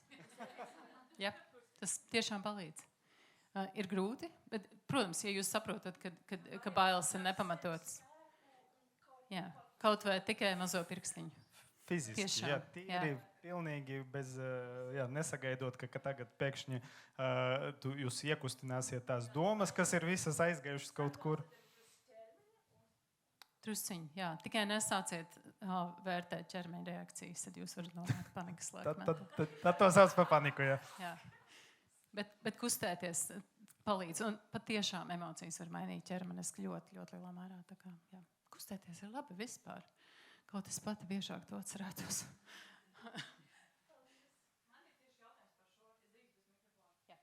Es jautāšu pat par sevi. Ikdienu stresainu, kā jau visam nav nekāds izņēmums. Man ļoti patīk sporta zāle, man ļoti patīk sportot, kas arī izklausās ļoti forši. Es reizēm tā aizdomājos, vai nav tā, ka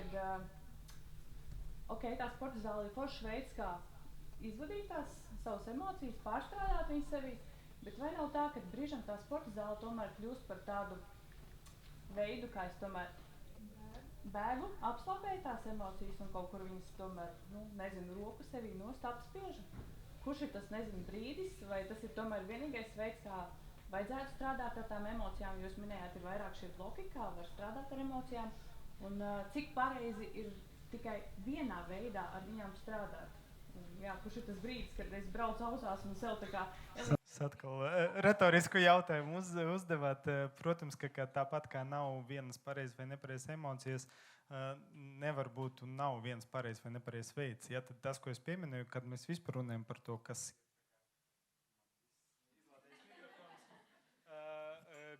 ir veselīgi un kurā brīdī kaut kas kļūst neveselīgs, tad ne pati tā emocija un ne pats tas tikšanas veids ir slikts vai labs. Tad slikti, ja tas ir rigīts, ja tas ir nemainīgs, ja tas ir viena un tā pati atbilde, ja tad visu laiku. Ja tad, un, protams, ka tas, ko mēs parasti gribam, tas ir to repertuāru, ja tad kā jūs tiekat galā vai kā jūs reaģējat.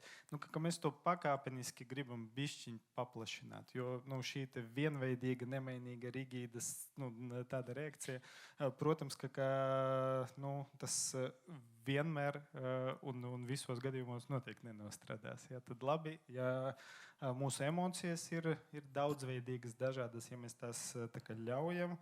Un otrs labi, ka mums ir mūsu arsenāli tomēr dažādi tie mehānismi. Ja, tad, ko jūs darīsiet, kad sporta zāle būs cieta? Tad vajadzētu vēl plānu B tomēr. Un labi, ja arī plānu C ir. Paldies par mikrofonu salbošanu, tas strādā maģiski. Es domāju, tas, kas arī ir pierādīts, ir, ka visas tās tehnikas, kas palīdz dabūt emocijas uz leju ātri, elpošana, muskuļu relaksācija, fiziskās aktivitātes, viņas ir ļoti labas, bet viņas darbojas tikai īstermiņā. Viņas darbojas kā zāles, kuras varbūt neatrisina to problēmu. Ja tā ir, es nezinu, bet tas bija jūsu jautājums. Viens no variantiem, ko jūs varat darīt un ko mēs visi varam darīt, kad mums ir impulss apspiest emocijas, piemēram, ar ēdienu vai kaut ko tam līdzīgi. Mēs varam pajautāt sev, ko mēs jūtam un kādas vajadzības tā emocija pauž. Kas ir tas, kas mums īstenībā ir vajadzīgs. Un tas ir tas, ko mēs varam mācīties no savām emocijām. Kas ir tas, kas mums ir vajadzīgs? Vai mums vajag šī brīdī iet uz sporta zāli, kad mēs esam to darījuši jau vakar? Varbūt mums vajag kaut ko citu, varbūt mums vajag, es nezinu ko, attiecības. Tad var kādam piesnīt. Vai pateikt paldies par atbildēm, kaut jūs man neatbildējāt, cik ilgi Misters Trumps mūs jāpacieš kaut arī. Bet, ko es gribēju teikt, man pirms gada atsūtīja ļoti labi tādu video, kur redzams, kā strādāt ar savām emocijām. Un tur bija vienkārši, varbūt kāds ir redzējis, kā vectētiņš ar savu mazdēliņu iet uz veikalu, un tas bērniņš diezgan palutināts, un viņš tātad, es gribu šito mantiņu, es gribu šito un to. Un vectēvs vienā mierā saka, Žeņa, es mierīgs, Žeņa nomierinies. Pēc tam viņi iziet ārā, viņš ir dabūjis savus mantiņas, un viņam pienāk pie vectēva klāt. Pārdevējiem saka, vienkārši es jūs sabrīnoju, kā jūs strādājat ar savu mazdēlu Žeņu. Un vectētiņš atbild, manu mazdēlu nesauc Žeņu, es esmu Žeņa. Paldies, šis bija lielisks. Tiešām vietā. Jā, tas ir perfekti. Es domāju, ja jums ir bērni, jūs zinat, kādu katastrofu reizē viņi izraisa, tā kā šis ir absolūti lielisks piemērs. Paldies, gribēju teikt, viss perfekts dojas, no sirds izbaudīja, bet man ir jautājums, varbūt paturpinot jau iepriekš par tam bailēm, parasti saka, ir 3 reakcijas, sastingstu, baidos vai arī cīnos, bet ir arī literatūrā tagad 4. izpatikšana. Un man jautājums, vai jūs piekrītat, ka dažreiz mēs izpatīkam, un ja jā, tad varbūt ir kaut kāds 1, 2 maģiskie triki, kā to nedarīt? Paldies! Jā, es domāju, tas ir līdzīgi kā tās, cik ir emociju teorijas, tik ir tā kā tas, cik ir emocijas, līdzīgi arī, cik ir šīs te bāziskās trauksmes reakcijas, tā kā, jā. Kā neizpatikt. Es domāju, tā atbilde ir atkal par to, kādas ir manas vajadzības. Tā kā es absolūti, es zinu, ko tas nozīmē. Tā kā es esmu ar to dzīvojis ļoti daudz gadus. Tā faktiski ir mana problēma. Es esmu centusies daudz izpatikt. Un tur ir tikai viena atbilde. Un tā kā, kas ir tas, kas mums ir pagātnes vajadzīgs. formā, ja? Es runāju pagātnes? Okay. Es tikai valodas formas tā kā pamanu. Okay, jā, labi. Es ar tevi parunāšu vēlāk. Nē, man īsti nav komentāra, tikai tas, ka ja mēs runājam par to fight, flight, freeze, ja, tad tā ir tāda fizioloģija, robusta, tiešām fizioloģija. Ja, tad, ja mēs runājam par izpatikšanu, tad tas nav tikai bailes. Ja? Tad tur ir jāieslēdzās kaut kādām sociālām emocijām. Un sociālas emocijas, kompleksākas, kauns, ja? Tad, vai vaina. Ja? Tad, un tas ir emocijas, ar kurām mēs tā kā īsti nepiedzimstam. Ja? Tad tas ir kaut kas, ko mēs iemācāmies socializācijas procesā. Ja? Tad, kontaktējot ar citiem cilvēkiem, šīm emocijām arī ir evolucionāra nozīme, ņemot vērā, ka mēs esam sociāla suga. Ja? Tad arī vainīgam vajadzētu kādreiz par kaut ko justies, ja, tad, un arī kaunam ir sava vieta, ja, tad, jo tas nodrošina to sociālo struktūru stabilitāti. Bet jā, tas ir kaut kas, ar ko mēs nepiedzimstam, un arī līdz ar to arī šis mehānisms par izpatīkšanu ir kaut kas, ko mēs drīzāk iemācāmies mūsu dzīves pieredzes rezultātā. Un to iespējams, ka varbūt ir bišķi vieglāk mainīt. Es nezinu. Tā ir šausmīgi grūti, Nikita. Jā? Es spekulēju, es neesmu lasījis nevienu pētījumu par šo. Tas ir saistīts ar kaunu, patiešām. Jā. Un kauns ir viena no visgrūtākajām emocijām, viena no visgrūtāk izturamām. Un, protams, ka bailes lielā mērā tam ir pamatā.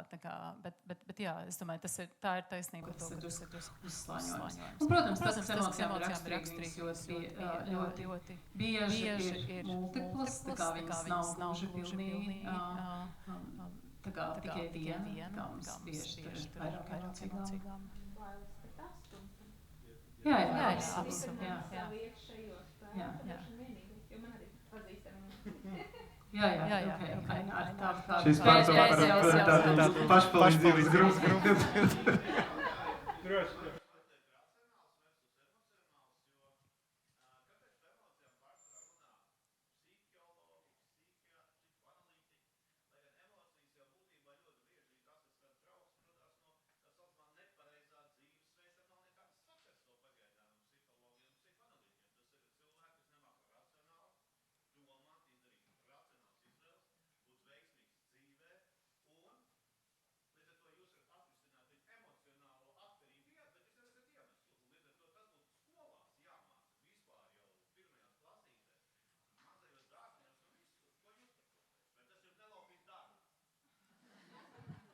Man ir vairāk komentāri.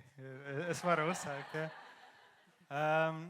Nē, nu, tas iemesls, kāpēc par to runā psihologi un psihoterapeiti, vienkārši tāpēc, ka šīs ir tas mūsu profesionāls fokus. Ja, tad, nu, man īstenībā nav ko citu darīt. Ja, tad mana funkcija ir domāt par to, kā cilvēku psihe strādā, ja, tad normā un arī dažreiz problēmu gadījumā, un tur bez emocijām nevar nekur.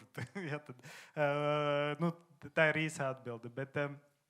Bet runājot par to skolu, man bija vēl viens šoks. Ja, tad man bija vēl viena traumatiska pieredze. Nesen es padalīšos ar jums. Mani pasauca uz Sabiedrības integrācijas fonda vienu organizēto pasākumu, jo tur bija izglītības materiāls, ko izveidoja tieši ar domu skolēniem, dažādos 1., 3. klase, 4., 6. un 7., 9. klase.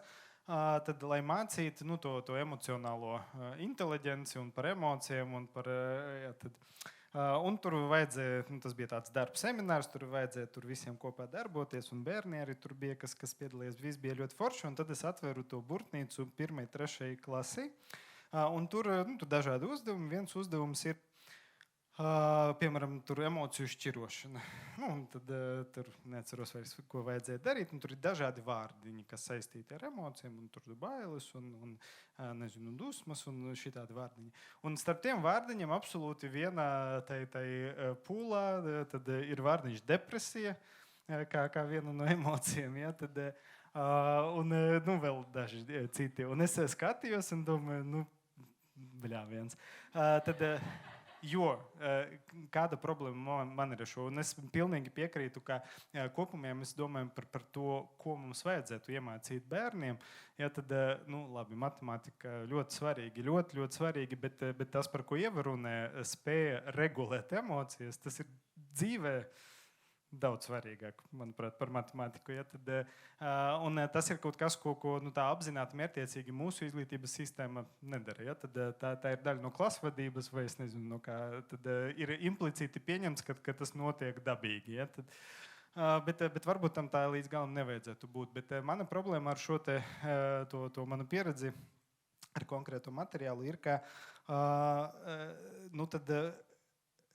skaidrs, ka vienīgais veids, kā mēs varam piekļūt pie cita cilvēka subjektivitātes, ir caur valodu. Man nav, kā psihiatram un jau kā psihologam, nav neviens tāds maģiskais rīks, ko viņi varētu to glāzi man pie galvas pielikt un tad tur visu nolasīt. Ja? Tad mēs esam iesprostoti valodas lielā mērā rāmī. Un tad valoda strukturē daudz ko.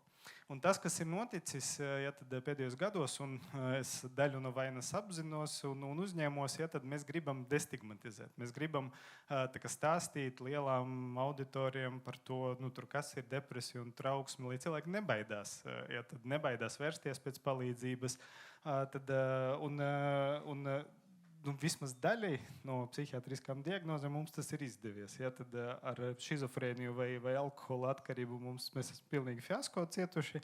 Ja, tad, bet depresija un trauksme ir lielā mērā destigmatizējušies. Ja, tad, bet tā medaļas otrā puse, ja, tad, un tas kopumā ir labi, medaļas otrā puse ir tāda, ka tad, kad ar šiem vārdiem vairs nav saistītas bailes, ja, tad, vai citi negatīvie afekti, riebums vai nezinu, skumjas vai kaut kas tāds grūti izturams, bailes, ka tevi tagad nosauks par traku un iespundēs psihiatriskajā slimnīca, kad šīs bailes vairs nav, tas kļūst par normālu parasto vārdu. Un normālus parastus vārdus mēs izmantojam sarunu valodā. Ja, tad, un pašlaik daļa no problēmas ar 5Q9 ir, ka ne jau tie jaunieši ir mainījušies. Un absolūti noteikti, es jums noteikti varu apgalvot, ka nav tā, ka 50% 15 gadu vecu meitiņu Latvijā ir vidēji smaga depresija. Nu, tā nav, jo tas tā nevar būt.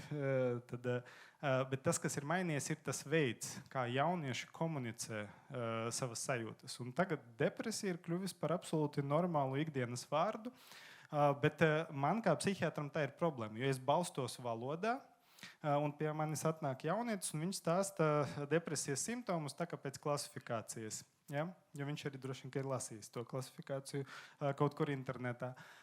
Man ir jābūt, tas liek lielu tādu spiedienu uz manām profesionālām prasmēm, jo es vairs nevaru paļauties tikai uz valodu, man ir jāskatās plašāk, man ir jāskatās uz viņu funkcionēšanu, man ir jāskatās uz visu ko. Un ja es tikai paļaujos uz valodu, un tad, ja man stāsta simptomus kā pēc klasifikācijas, un es automātiski diagnosticēju depresiju, es baidos, ka es lielai daļai to jauniešu, kas atnāk, ne tikai nevarēšu palīdzēt, bet varbūt arī varēšu kaitēt. Ja, priekš manis tas ir tas, kas mani aizņem pašlaik, un atkal es nezinu, kāds ir risinājums.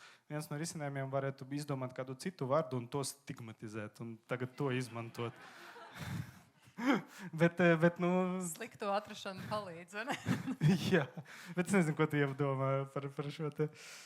Jā, es domāju, tas, ko tu saki, ir, ka mums ir jāuzmanās domājot par to, cik daudz mēs lietojam medicīnisko terminoloģiju un cik daudz mēs mācam par traucējumiem. Depresijas jau vairs neuzskata, ka tas ir medicīnisks termins, tas ir neatgriezeniski.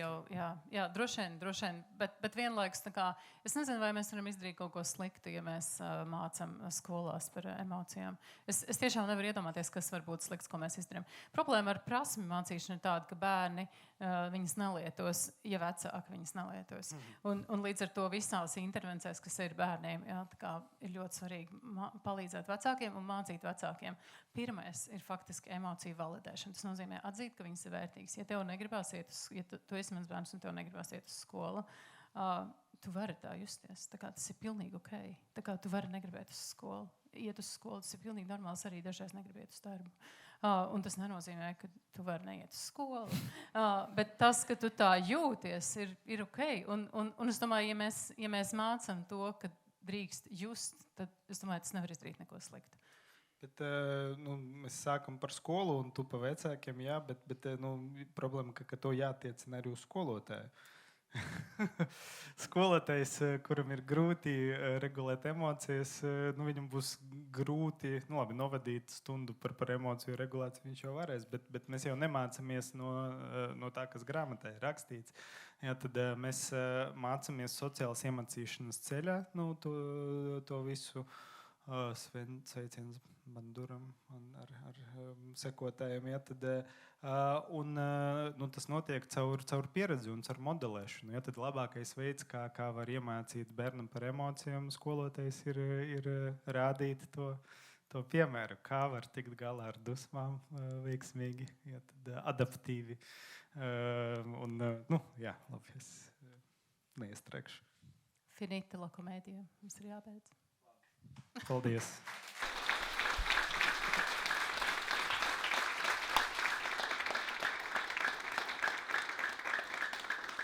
Paldies jums! Es zinu, ka palika viens neatbildēts jautājums. Mēs esam gatavi to izdarīt privāti.